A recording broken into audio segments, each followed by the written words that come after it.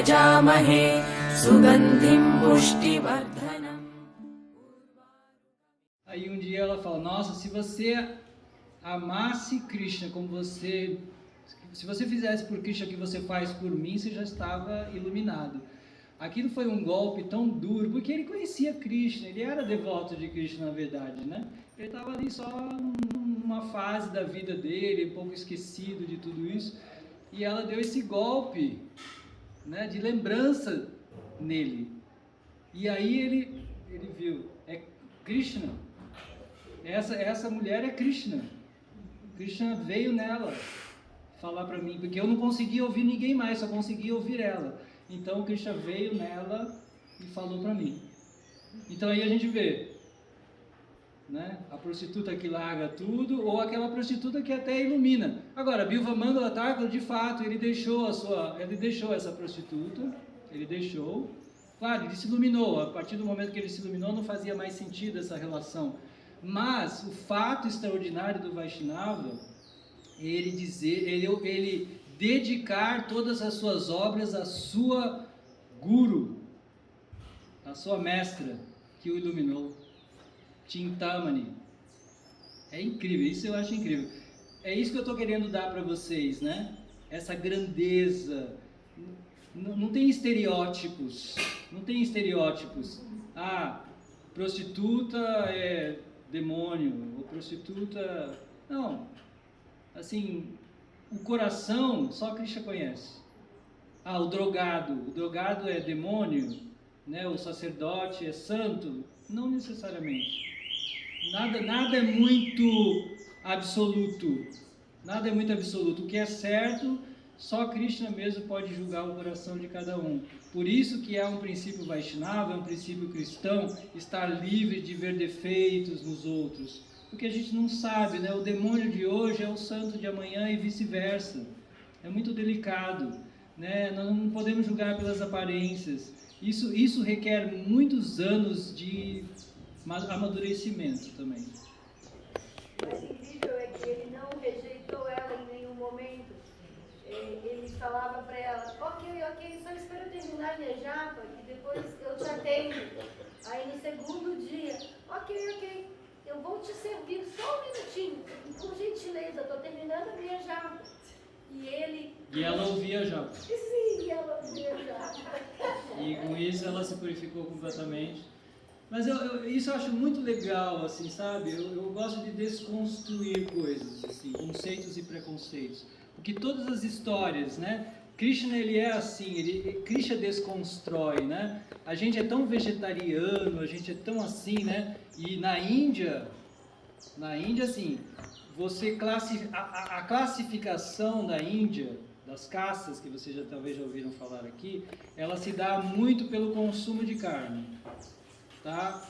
Então, quanto mais elevado é a casta, menos consumo de carne. E mesmo entre brahmanes, que é a casta mais elevada, quanto mais rigoroso você é nessa questão do vegetarianismo, entre os brahmanas, você também assume uma posição mais elevada. Então, o consumo de carne está muito relacionado ao seu status. Mas tem uma história do Senhor Jagannath, que é a divindade do Templo de São Paulo, por exemplo, que é uma forma de Krishna, e ele escolheu se manifestar para o rei da comunidade dos comedores de porcos. Ele escolheu se manifestar para essa pessoa. E o sacerdote hindu ficou revoltado. Foi lá e tirou a deidade dele. Onde já se viu você adorar Krishna, um comedor de carne de porco, querendo adorar Krishna? Como isso? Levou embora a divindade. Não quis que ele adorasse. Krishna apareceu num sonho para ele, dizendo que ele queria ser adorado por aquela pessoa, por aquele comedor de porcos.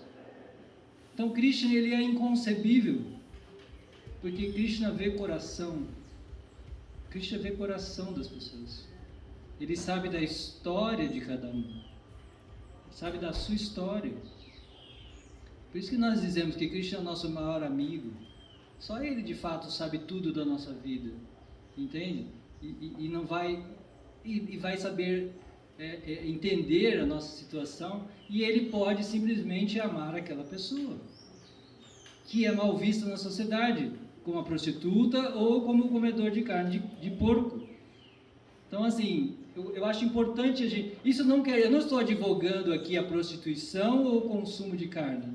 Eu estou dizendo que um Vaishnava não fica julgando os outros. Está isentando de julgamento. Isso. Perfeito. Ok? Perfeito. Não que ele não siga as regras, ele segue as regras. Nós estamos apregoando aqui a não intoxicação, não consumo de carne. Claro que o que isso está insato, isso é o mais elevado. Mas a gente não conhece o coração de cada um. Então, tome cuidado. Só tome cuidado quanto a julgamentos, né? Condenações. Os 6 tipos de intercâmbio de amor entre devotos. Dar presentes em caridade. E isso pode ser algo muito simples, né? Por exemplo, quando as pessoas vêm no templo, às vezes a gente dá uma flor para a pessoa, né? Ou a gente dá uma flor para a pessoa cheirar. É um presente que a gente está oferecendo também. A gente oferece uma flor para a pessoa cheirar. Isso é uma forma é um intercâmbio de amor, né? Dar algum presente, por mais simples que seja, né? Alguma coisa, pode ser alguma coisa muito simples, pode ser alguma coisa muito sofisticada. Acho que foi a Erika que me falou, foi o Rama, acho que foi a Erika. O indiano veio aqui, deu uma doação enorme para construir o refeitório, por exemplo. Então pode ser uma florzinha, ou pode ser um prédio, assim, mas isso é um presente de amor, né? Você dá um presente de amor que a gente faz com as pessoas, né? Com quem a gente ama. O intercâmbio é, né? Dar e receber, né? Você dá presentes para a pessoa e você recebe algo em troca. Revelar os pensamentos, e eles são sempre impares, né? Dar e receber presentes. Revelar os pensamentos, indagar sobre o serviço ao Senhor, né? Assim, essa é a tradução. Você abrir o seu coração para uma pessoa. Isso é uma grande demonstração de amor que a gente faz por uma pessoa. Os religiosos costumam muito ser esse recipiente, né? Porque é muito comum que as pessoas venham se confessar, né? Assim, como eu falei para vocês, né? Alguém que chegou para mim e falou: eu não consigo largar as drogas e tal. A pessoa tem essa vontade, né? Isso é uma manifestação de amor, porque assim, eu confio em você. Eu vou abrir meu coração para você, eu confio em você, né? Em geral a pessoa faz isso pedindo ajuda também, né? Então, isso é importante. É importante a gente ter essa pessoa, sabe? É importante que a gente tenha entre os devotos, e isso a gente precisa de todo esse discernimento que a gente falou antes, para a gente saber selecionar um devoto que se torna esse recipiente do nosso amor. É claro que algumas pessoas são assim, né? Você senta no primeiro dia, ela senta do seu lado no ônibus, ela sai contando toda a sua vida para ela, né? Então, tem pessoas que são assim, mas pessoas um pouco mais discretas, elas, né, mantêm uma certa privacidade, assim, para falar da sua vida íntima, ou especialmente dos seus problemas, das suas fraquezas, no caso aqui devocionais. Então, é muito importante, a gente sempre precisa da vida espiritual da gente, não só vocês que entraram, né, que estão se aproximando, aqueles daqui que estão se aproximando agora, eu ou qualquer outra pessoa que tenha muito tempo, ainda assim a gente precisa ter alguém para quem confidenciar a nossa dificuldade. E isso é o que pode nos salvar, sabia? O fato de você ter uma pessoa de amor e confiança pode ser aquilo que vai te salvar. Porque às vezes nos afastamos porque não temos essa pessoa, sabe? É claro que eu falei, tem que ter discernimento. Talvez não seja bom você sair falando da sua vida para qualquer um, porque de repente, né, a sua vida íntima se torna pública, né? Todo mundo está sabendo. Então é algo que deve ser feito em confidência, com alguém maduro, né? Com alguém que possa te ajudar, não com a pessoa que também vai te pôr para baixo, ou a pessoa que vai junto com você pro poço, entendeu? Mas você ter uma pessoa, né, um devoto forte, confiável, para quem você consegue abrir o seu coração e pedir ajuda. Isso pode ser a sua salvação. Tá? Isso, eu considero isso muito importante. Né? Sempre considerei isso muito importante. Porque às vezes a gente se afasta por uma bobagem. Né? Já aconteceu também de uma prostituta, de fato, me falar sobre essa questão. E a gente não pode imaginar, né, que de repente aqui viria uma prostituta, por exemplo. A gente não imagina que isso possa acontecer. Mas pode acontecer, porque hoje em dia também tem garota de programa de alto nível, não tem só prostituta daquelas que a gente estereotipada. Mas a pessoa vem e te fala isso, né? A pessoa vem e te fala desse problema. E aí você vai, se você puder ajudar, muito que bem. Entende? Então, isso pode muito nos ajudar. Porque a pessoa pensa assim, bom, eu não tenho salvação. Né? A prostituta pode pensar que ela não tem salvação, que ela não tem nenhuma chance com Krishna. Ou o alcoólatra pode pensar que ele não tem nenhuma chance com Krishna. Mas Prabhupada também vai falar no livro Ensinamentos da Rainha Kunti. Eu gosto de mostrar esse Prabhupada o mais compassivo, porque a gente às vezes não vê, muita gente não vê esse Prabhupada o mais compassivo, mas no Ensinamentos da Rainha Kunti ele diz que se um bêbado, ao beber o seu vinho, lembrar que aquele sabor que ele tanto gosta é Krishna, Rasoham Apsu Kaunteya, verso da Gita, Krishna fala, eu sou o sabor dos líquidos. E Prabhupada fala isso.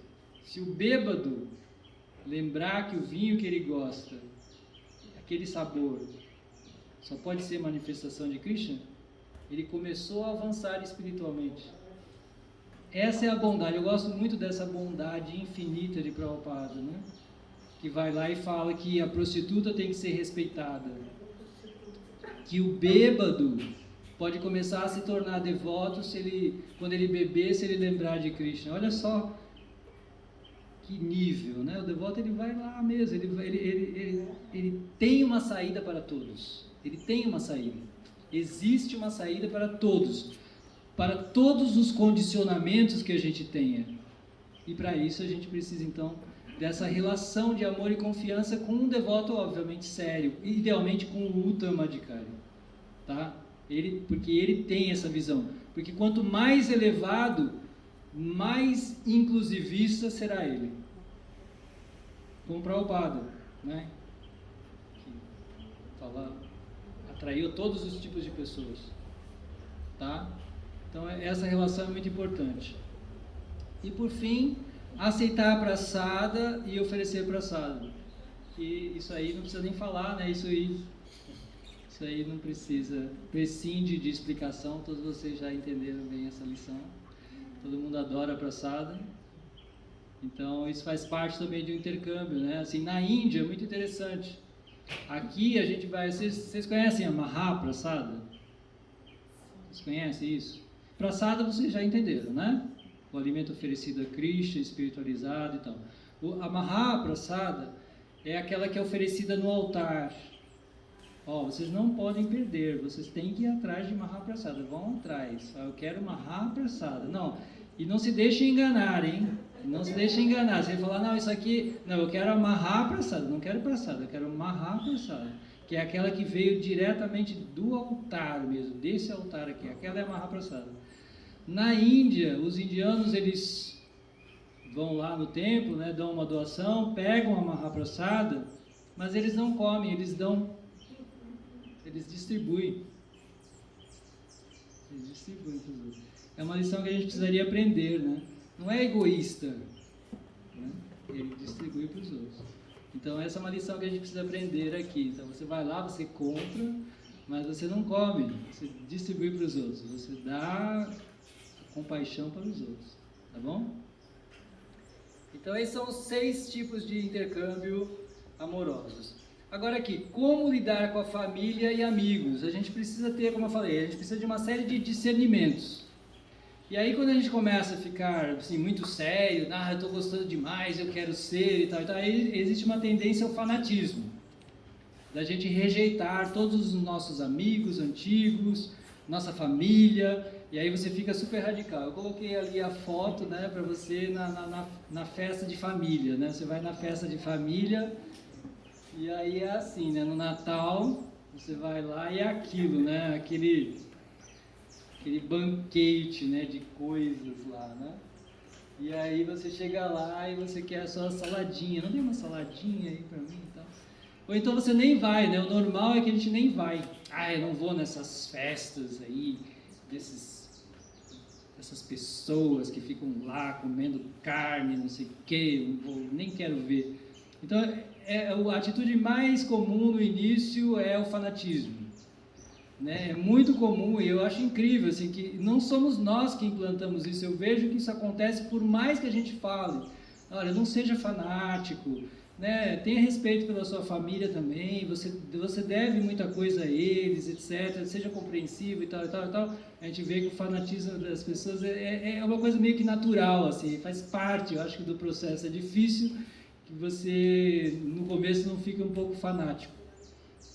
Né? Então os devotos falam aquelas coisas assim horríveis às vezes, né?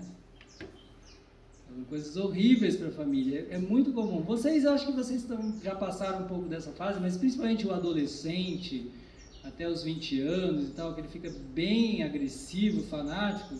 Aí eu juro, gente, que ele tira da cabeça dele, porque não é a gente que fala mais disso. No começo, quando a gente tinha 20 anos, a gente talvez falasse isso, mas hoje a gente não fala mais isso. Mas ainda assim, alguns jovens por aí ainda continuam falando, por exemplo, que eles são comedor de cadáver. Não vou lá, vocês são comedores de cadáver. Então, assim, as pessoas às vezes falam coisas muito brutas para a família, assim, sabe? E choca muito a família, magoa muito. É normal. Quando a gente tinha 20 anos, todo mundo, assim, porque adolescente é assim mesmo, né? O jovem é assim mesmo. Por natureza, ele é assim. Né? Ele está se situando na vida, então ele precisa desse fanatismo para se situar. Mas aqui a gente já está num grupo de pessoas mais maduras, né? Então, a relação que a gente precisa ter é essa que eu venho falando sempre. É a de respeito. Se a sua família for extremamente inconveniente, né, fizer piadinhas de mau gosto, etc, etc, você sabe, às vezes acontece, que aí você fala, poxa, mas eles são muito rudes, né, eu prefiro não ir, sabe, para não ter que ficar ouvindo certas coisas que eles falam. Mas, hoje o que eu observo também é que cada vez mais as famílias também estão mais compreensivas, entendeu? Elas já não veem essa escolha do vegetarianismo, por exemplo, como algo que há 40 anos, por exemplo, a minha família via, entende? Hoje, cada vez mais, a televisão mostra, o cinema mostra, é a coisa mais comum do mundo as pessoas serem vegetarianas, né? Então ficou assim politicamente correto até você receber os seus amigos e ter uma opção, né? Você consultar os seus amigos para saber se está vindo algum vegetariano na sua festa. Então o mundo mudou muito, teve muitas melhores e isso facilita para todos nós que estamos aspirando aqui a ser devotos, tá? Então o conselho é o mesmo que eu venho falando. Sejam respeitosos, sejam compreensivos com sua família, sejam gentis, bondosos. Se você puder ajudar, entende? Quantas famílias acabam vindo? O que é o mais comum. Pode levar 1 ano, 2 anos, 3 anos, 10 anos, 20 anos, mas depois às vezes a família vem. Porque é o jogo de influência que eu falei para você. Às vezes, esse jovem que se tornou devoto, ele acaba, com a sua persistência, acaba influenciando toda a família e a gente vê esse fenômeno de uma família vir. Depois toda a família vem. Porque reconhece, né? Olha só, né? Ele está bem, está saudável, está feliz, sabe? Vê as qualidades, vê que fez bem para ele. A consciência de Cristo fez bem para essa pessoa e aí a família até apoia. Tá? Então fiquem tranquilos e tenham paciência, se por acaso alguém estiver tendo esse problema aqui. E aí tem uma citação aqui na apostila, que se você se tornar um devoto puro, lembra lá o Uttama Adhikari, se você se torna um devoto puro, você vai libertar toda a sua família. Toda a sua família está liberta também, mas tem uma condição, a condição é exigente aqui, né? Você tem que se tornar um devoto puro, tá? Não é qualquer devotinho que vai estar libertando toda a sua família, mas se você se tornar um devoto puro, saiba que a sua família está protegida. Como lidar com os sofrimentos? Semana passada e a pessoa fez uma pizzada. E aí eu só lembrei que ela pede pra mim uma de queijo, né? E aí uma menina na mesa começou uma discussão, me colocou numa situação super sem graça. Eu ali quietinha, só pedi uma pizzinha de queijo, mas a pessoa fez uma discussão. Ai, porque você vai ficar ali, porque você vai ficar isso, isso daqui. Mas a menina fez um barraco, me colocou numa situação tão chata. Então, acho que todo mundo acaba em algum momento da vida passando por uma situação. Quando está fora do ambiente. Mas eu diria que com a humildade a gente conquista o público, sabe? Porque às vezes as pessoas vão se revoltar contra aquela que foi indelicada muito mais do que com a pessoa que não comeu, né? Então, acho que a melhor atitude sempre é manter-se humilde. Bobagem. Eu aprendi há 40 anos atrás não entrar em discussões sobre esse tema. Não entrar em discussões sobre esse tema. E hoje em dia até pensei que nem havia mais esse tipo de atitude, né? Porque é tão comum isso. Tão comum que eu pensei até que já tivesse superado isso. Mas eu ainda considero que a melhor atitude é... Assim, primeiro é nem falar muito, né? Assim, eu sou vegetariano, não. É tipo assim, eu prefiro de queijo. Assim, eu nem falo, eu não quero essa, eu prefiro a de queijo. Tá bom. Eu faço isso. A minha estratégia é evitar, porque é perda de tempo, né? De baixo. Está perdendo tempo. Essa discussão não leva a nada. Na minha opinião, não leva a nada. Como um devoto lida com os seus sofrimentos. A primeira instrução de Krishna é cultivar a tolerância. É que nós não somos o corpo, né? É o verso 2:13. Né? Ele vai dizer, nós somos uma alma eterna que estamos aqui transmigrando. Essa é a primeira coisa que ele fala. A segunda coisa, ele fala, tolere as dualidades do mundo. Segunda coisa. Primeira coisa é falar que nós somos uma alma eterna, num corpo temporário. A segunda coisa, então, sabendo disso, tolere as dualidades da vida. Então, tolerar as dualidades da vida é algo muito importante, né? Dificuldades, né? Insulto, você falou, né? Desonra, tudo isso que Krishna fala, não fica apegado, né? Com honra, com ser louvado, porque numa festa alguém vai te dizer, nossa, que incrível, você é vegetariana, ai que maravilha, queria tanto ser. Aí na outra a pessoa vai falar mal.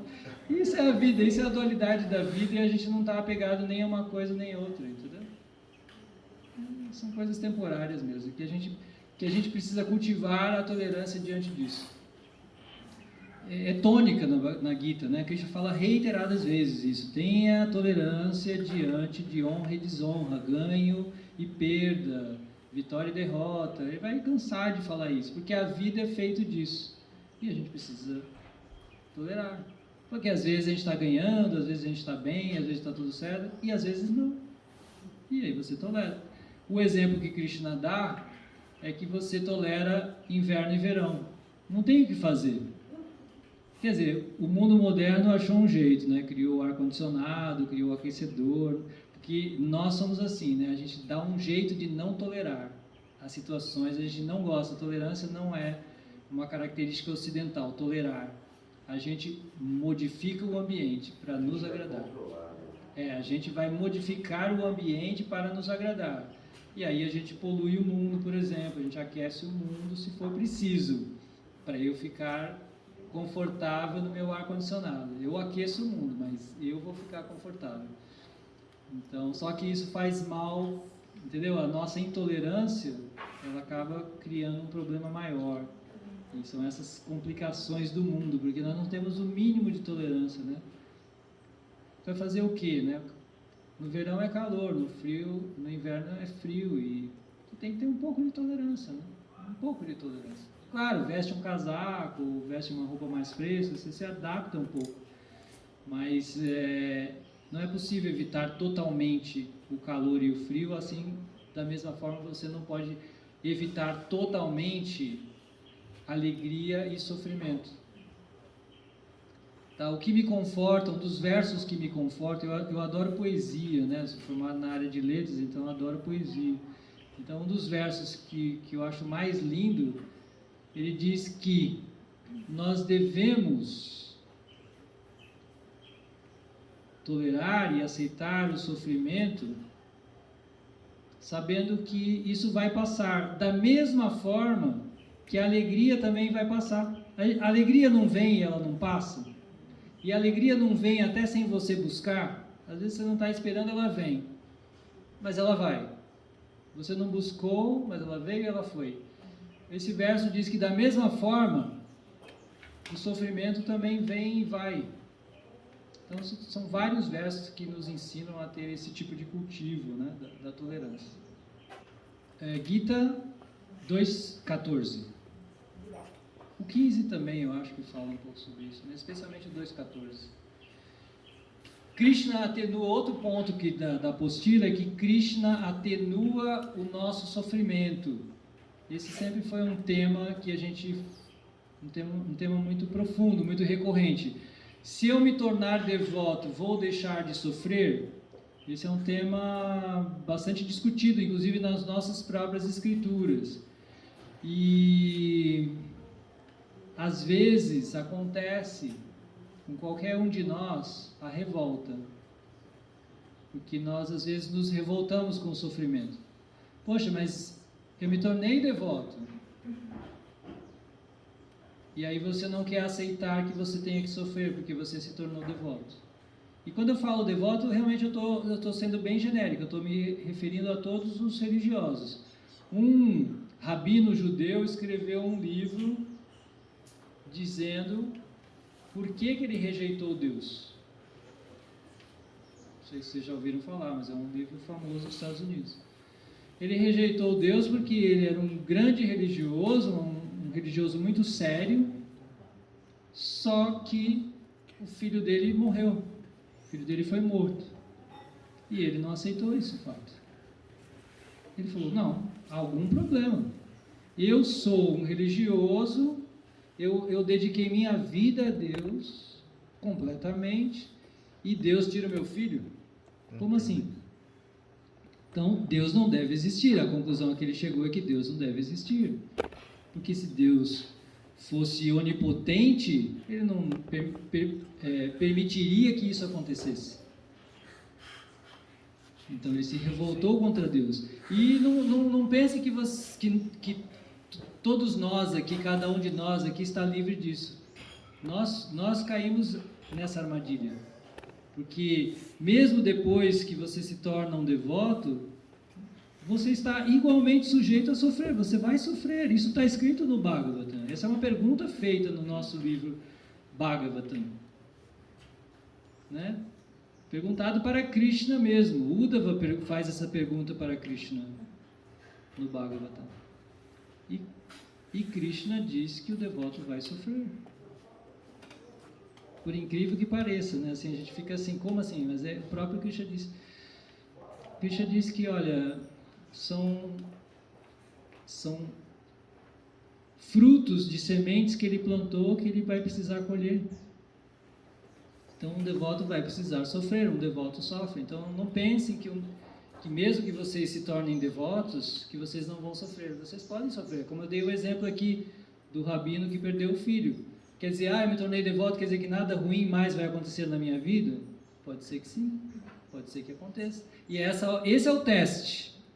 O sofrimento serve de teste. Porque o sofrimento é inevitável.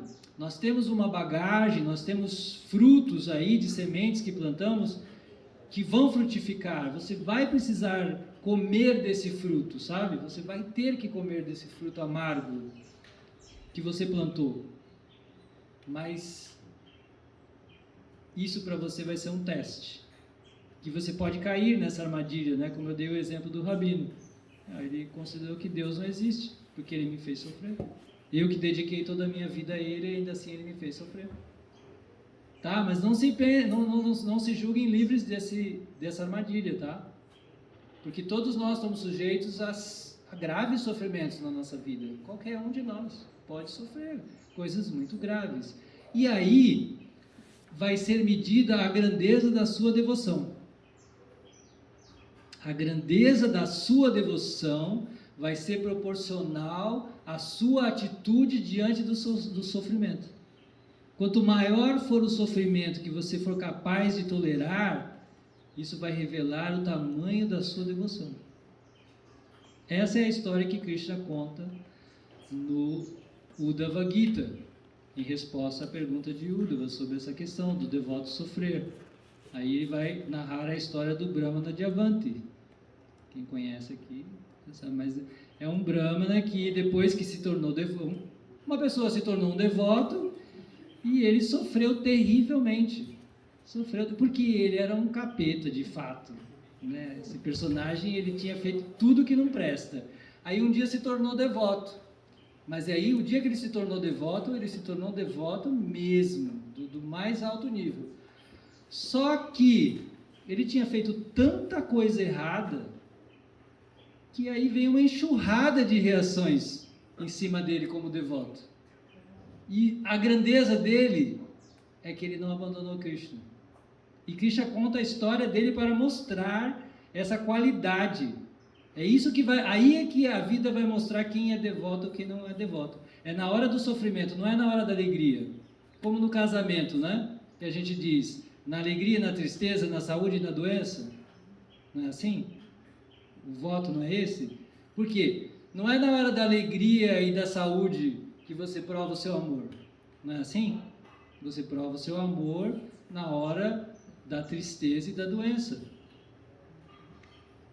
Igualmente, né, na nossa relação pessoal com Deus é a mesma coisa. Né? Eu estou sempre trazendo os exemplos pessoais do mundo, porque eu falei que essa é a escola do mundo é a escola do amor a Krishna, porque Krishna está ensinando a amá-lo através das pessoas. Porque amar a Krishna é como a gente ama as pessoas. E nesse amor incondicional, você tem que amar na hora da doença, na hora do problema, não na hora da alegria, da felicidade, o que é o que mais acontece. Não é? Um comentário com relação ao Opus Dei, né, que usa o sofrimento, aos flagelos, para poder provar a devoção também, né, a Deus. É só um comentário que falou agora, e também você falou anteriormente, né, que a gente não vai falar que a gente, ou vocês comem cadáveres, né, ou que a gente tem um cadáver dentro da gente sendo digerido. Leonardo da Vinci falava isso, exatamente isso, né? Falava que ele se negava a andar pelas ruas digerindo um cadáver dentro dele. Né? É só um comentário. Não, eu sei disso. É que não fica bem falar isso na ceia de Natal. Não fale isso na ceia de Natal, por favor. Leonardo da Vinci podia falar. Mas assim, tenha esse cuidado, né? Assim, até porque quando você adota a consciência de Krishna, você passa a ser um representante. Tá? Então eu diria para vocês que a partir do momento que você adere à consciência de Krishna, ninguém mais vai ver o indivíduo fulano. Ele vai ver você representante daquela religião de fanáticos malucos. Esse é o problema. Então, quanta coisa na minha vida, quanta coisa, eu não saberia dizer quantas, eu não fiz, não por mim, mas só porque as pessoas iam ver esse movimento em mim, entendeu? Eu sou uma pessoa que não consigo mais estar dissociada desse movimento.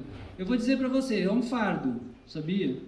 É um fardo, mas é um fardo que você escolhe, né? Você escolhe esse fardo. Mas por Krishna eu faço isso, entendeu? Porque eu penso assim, não, Krishna é tão maravilhoso que eu quero que as pessoas vejam como Krishna é maravilhoso. Então, eu vou ter que engolir muita coisa, vou ter que engolir muito sapo, vou ter que passar muita coisa Não por mim, né? Porque às vezes também não queria tolerar aquilo, mas em nome de Cristo, em nome de Prabhupada, em nome dessa instituição. Que olha, gente, é assim, só porque vocês vieram aqui hoje a primeira vez, né? Eu acho que a Érica veio aqui a primeira vez. Amanhã já, qualquer coisa que ela falar, foi eles lá, aqueles Hare Krishna que falaram isso para ela. É assim, a pessoa vem um dia, as pessoas já nos associam, já fica associada com Krishna. Então aí você tem que ver o que você fala, né? Quantas vezes eu quis xingar um palavrão no carro e não xinguei só porque ele vai saber que eu sou Hare Krishna. A gente coloca o adesivo Hare Krishna no carro, né? Aí depois dá vontade de xingar um palavrão no trânsito. Não posso xingar, né? Porque ele vai ver lá que eu sou Hare Krishna. Toma cuidado, né? Virou Hare Krishna, veio um dia no templo, pronto. Já virou sacerdote representante da instituição. Assim, é uma coisa, um fenômeno.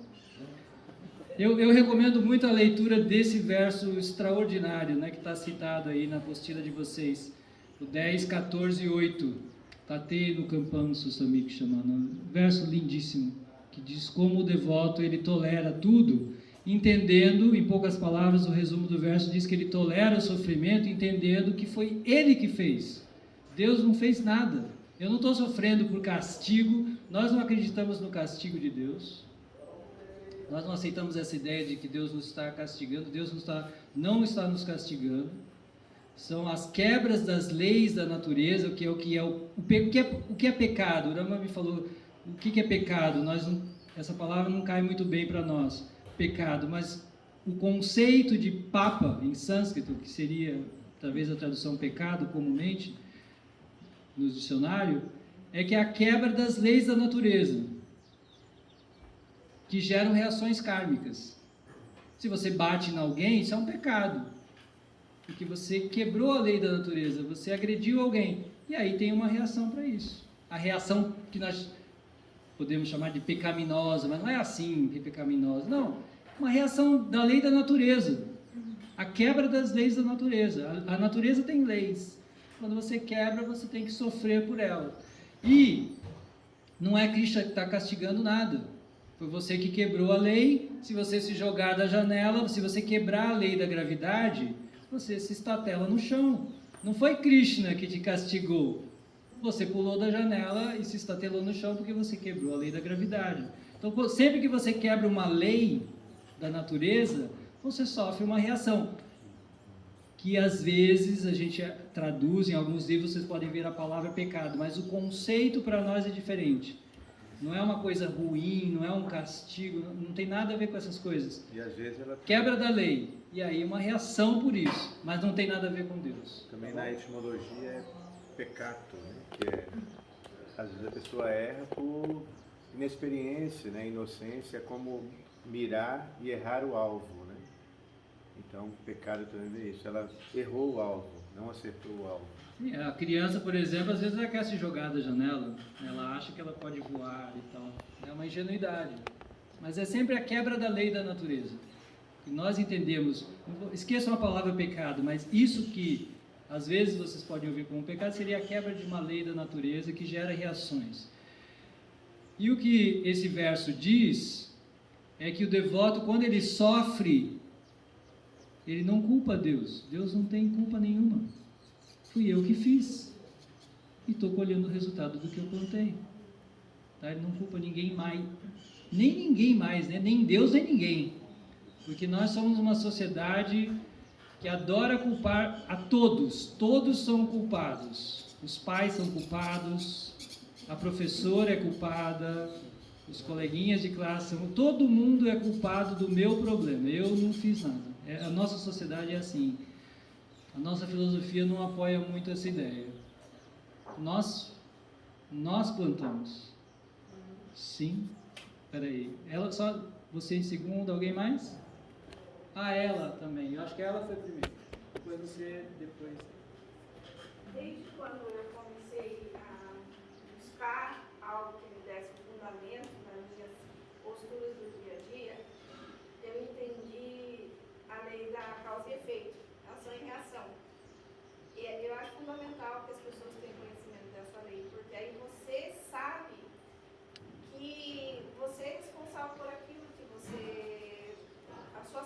dá um retorno, né?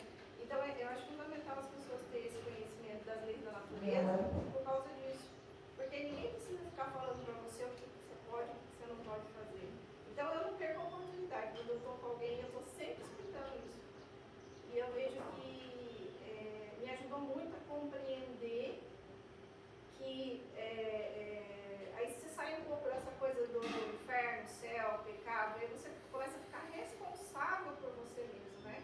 E começa a interagir mais com tudo e ajudar aquelas pessoas que não entendem dessa forma ainda. Perfeito, exatamente isso. Sua compreensão está completamente correta. A gente não culpa ninguém, a gente entende os nossos problemas e também a gente entendendo isso, a gente passa a agir mais corretamente. Pecado, eu não me lembro onde eu ouvi isso, que Papa Purusha, o pecado original, significa aquilo que te distancia do caminho. Você já ouviu isso? Acho que já também. Acho que já ouvi essa colocação também dessa forma. Só para a gente... Tem uns termos muito problemáticos nas línguas ocidentais que eu falei para vocês que são fortemente influenciados pela cultura cristã, entende? E a gente acaba usando, porque eu não posso dar aula em sânscrito aqui, né? Vamos falar em sânscrito. Não dá, a gente tem que falar em português, ou em inglês, ou em francês. Mas todas essas línguas neolatinas, elas têm um ranço, né? Se eu falo Deus, algumas pessoas começam a tremer porque ela pensa no Deus judaico-cristão, que lança raios na cabeça e tal. Então, aí ela já associa a ideia, ou inferno eterno, ou pecado, ou demônio. E o pior é que a gente usa isso porque às vezes não tem uma palavra exatamente para traduzir isso. A gente precisa de explicações. Como eu falei, o que nós chamamos de demônio? Em sânscrito a palavra para demônio é asura. O que significa asura em sânscrito? Asura significa pessoa não iluminada, etc, etc. Então a gente teria que estar sempre se referindo a isso, né? Ao termo original em sânscrito, mas às vezes é difícil, né? Às vezes é até difícil a gente estar assim, explicando esses detalhes das palavras. Então, quando a gente fala de um sofrimento individual, que a pessoa tem o livre-arbítrio de sofrer ou não sofrer, por exemplo, no caso de uma mãe que perde um filho, eu tenho uma facilidade de compreender isso, né? Mas quando se trata, por exemplo, de um sofrimento coletivo, né, como por exemplo foi muito bem retratado por Sebastião Salgado, né, em várias exposições dele, retratando tragédias humanitárias, né, das mais terríveis que se possa imaginar, eu tenho uma dificuldade enorme, por exemplo, de justificar isso através da lei do karma, né? Como que crianças, por exemplo, que não tiveram livre-arbítrio em relação ao sofrimento, que nascem para sofrer e para serem sacrificadas, por exemplo, em massacres que ainda hoje ocorrem, por exemplo, no Oriente Médio, na África, e mesmo quando a gente fala de Brasil, né, essa guerra civil que acontece atualmente no Brasil, em que jovens negros de periferia são constantemente assassinados, né? Então eu tenho uma dificuldade muito grande em justificar isso pela lei do karma, né? Que eu sei que essa questão do karma muitas vezes é utilizada, é adotada para justificar. Aquela criancinha, por exemplo, ela nasceu e ela vai sofrer, ou por exemplo, no caso de uma mulher que é uma escrava sexual, né? Ela não tem uma opção, por exemplo, de não sofrer, né? O sofrimento é algo inerente àquela posição que ela se constitui naquele momento histórico e tal. Existe alguma outra explicação? Aí dá a entender, por exemplo, de um Deus perverso, né? Quer dizer, como que Deus ele pode conceber algo tão terrível e tão trágico como esse, né? Então, existe alguma justificativa, algum entendimento em relação a isso, sob o ponto de vista védico, Vaishnava, do porquê essas pessoas estão sofrendo tanto assim? Eu entendo o que você está falando. A gente tem que ser agora, a gente tem que tentar não ser emotivo, tenta só aguardar um pouquinho assim, a elaboração dessa questão. você mesmo falou que só essa foi a conclusão a que esse rabino judeu chegou. Ele deu duas possibilidades: ou Deus não deve existir, porque ele permite que coisas horríveis aconteçam, ou ele é perverso. Que qualquer pessoa se questiona isso, né? Quando vê os horrores da humanidade.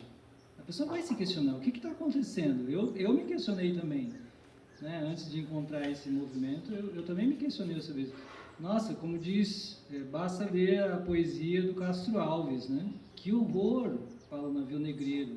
Sugiro a leitura da revolta de Castro Alves diante dos navios negreiros, né? Vale a pena a leitura dessa poesia. Ele se vê chocado, né? Que isso, que coisa horrível.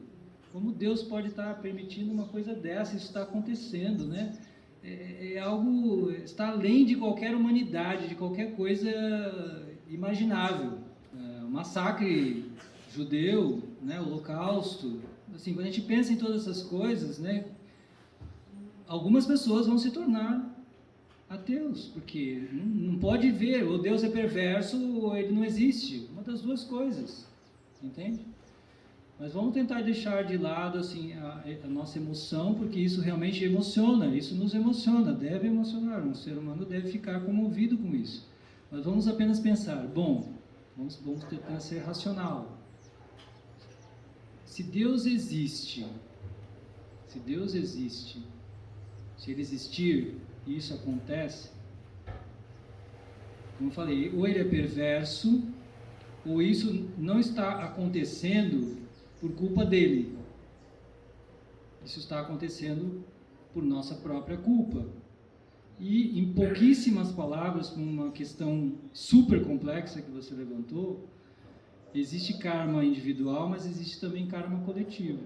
E isso eu ouvi recentemente do Dr. Amit Goswami, que é um dos maiores doutores em física quântica, um indiano, que teve no Brasil, né, dá cursos, inclusive, no Brasil, de ativismo quântico. Dr. Amit Goswami, Amit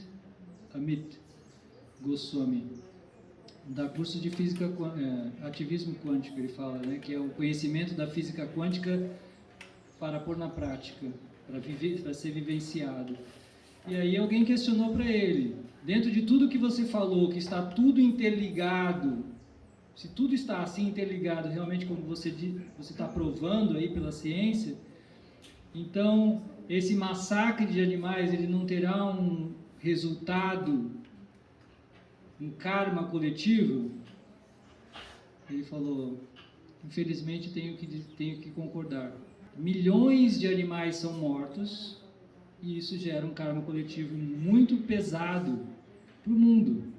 Prabhupada falou, por exemplo, ele teve na época da Guerra do Vietnã, que também foi horrível. A gente está distante do nosso tempo, mas Prabhupada vivenciou isso. E ele disse, porque vocês votaram no presidente que é o dono do maior matadouro dos Estados Unidos, seus filhos estão indo para a guerra serem mortos, abatidos. Então a gente fica enredado coletivamente também, tá?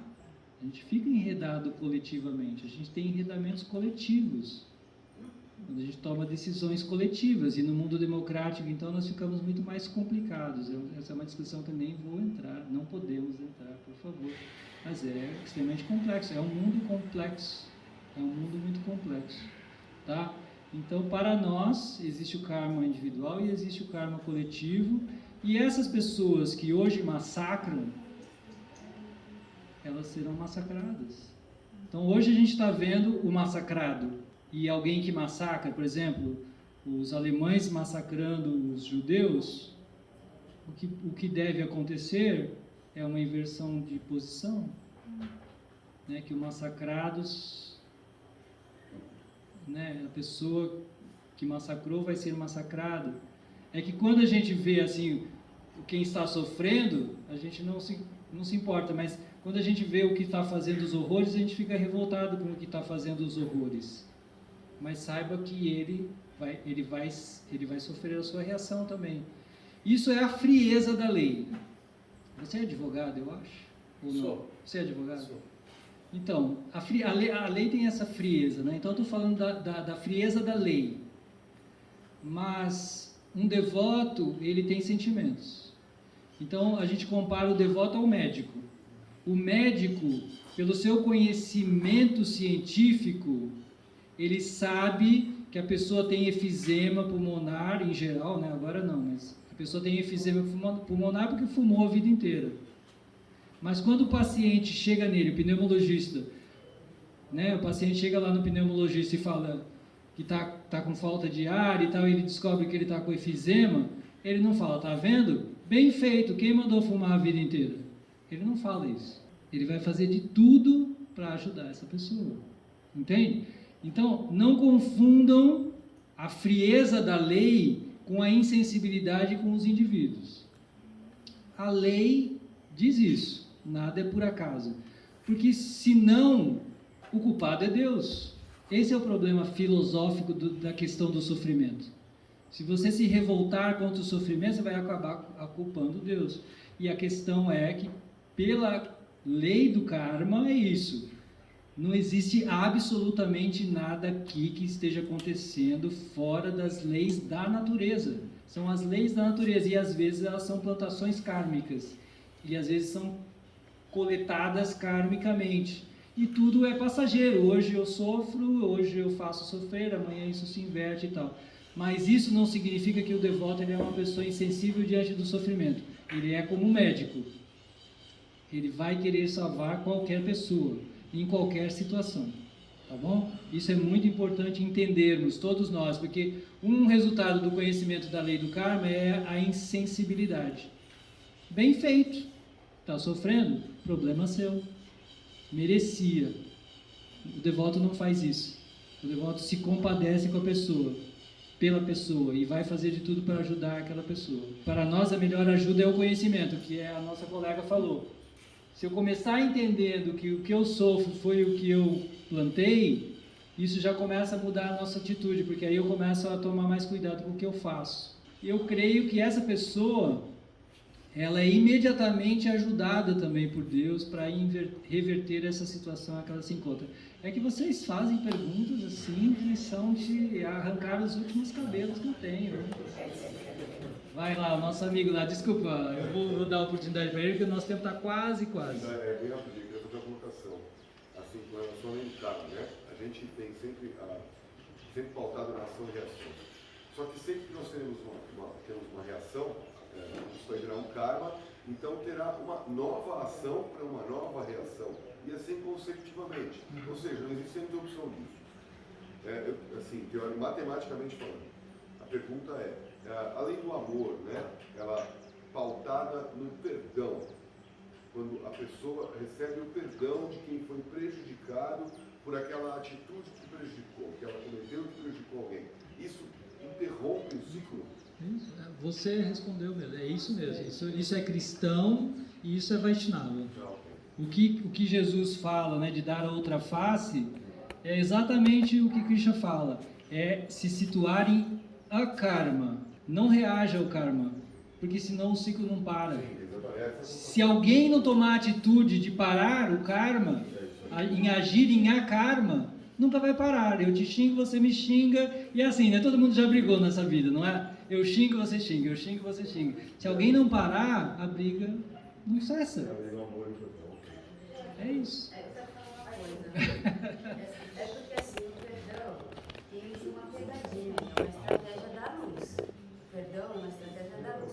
Você dá outra face, quando se diz uma estratégia da luz, é você olhar para si, esse perdão, você está dando do outro. Porque quando você entra no que você que está perdoando o outro, você está engolindo um prédio.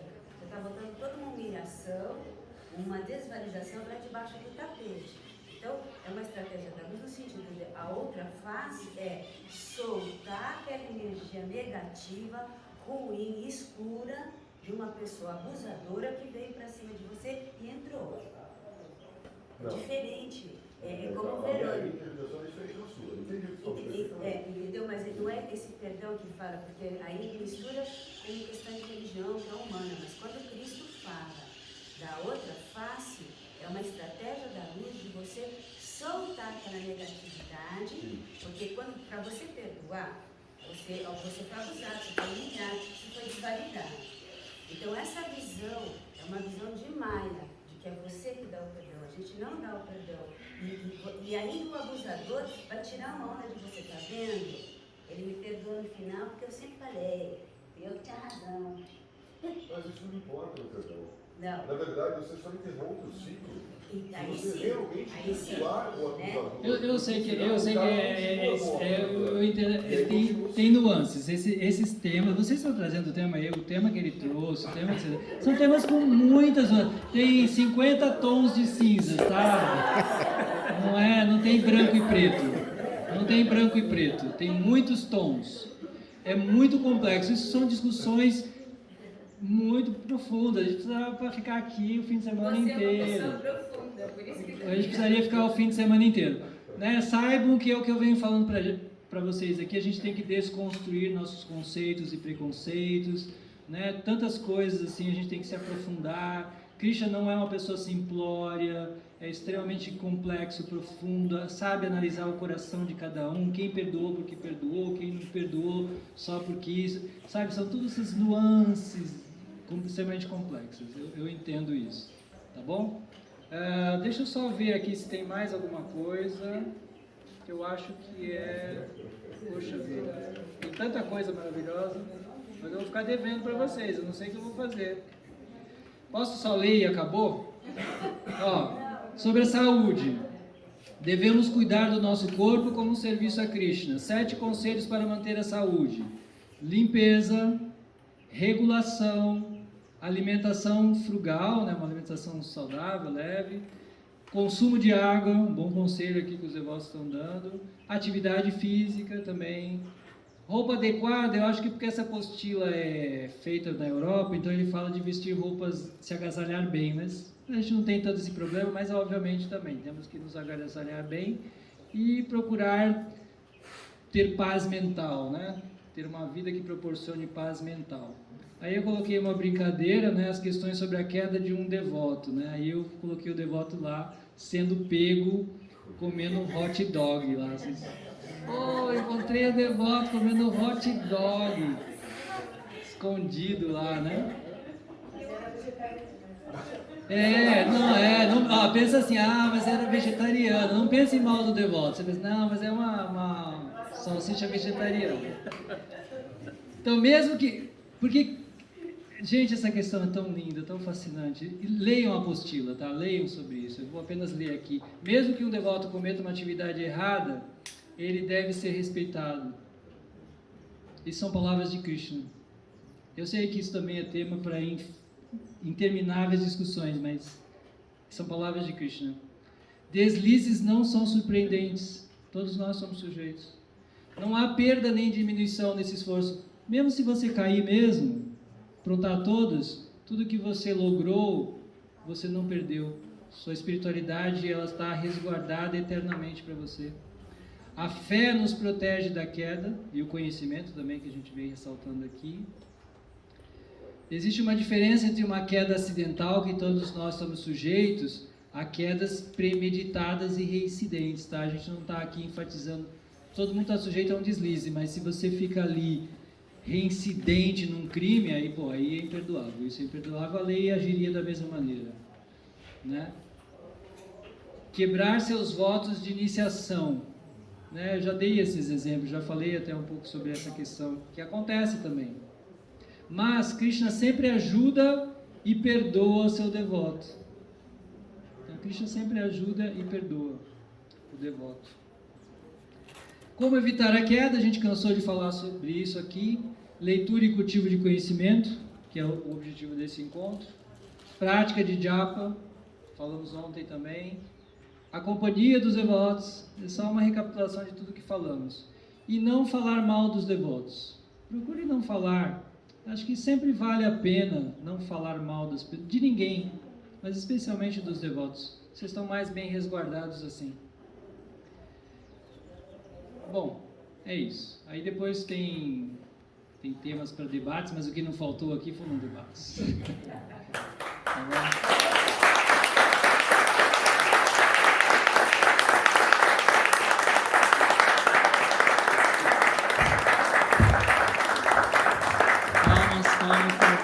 vocês, imensamente agradecido. Vocês realmente foram uma audiência de extremo nível de qualidade, assim, nossa, as perguntas evidenciou o nível de vocês, tá bom? Já estou com saudade, um abraço no coração de vocês, né? A gente não pode sair dando abraços mais, então aceitem meu abraço no coração e espero revê-los, tá certo?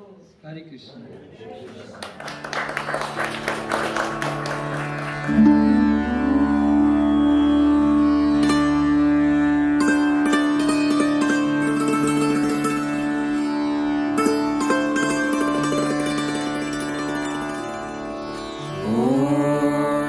त्र्यम्बकं यजामहे सुगन्धिं पुष्टिवर्धनम्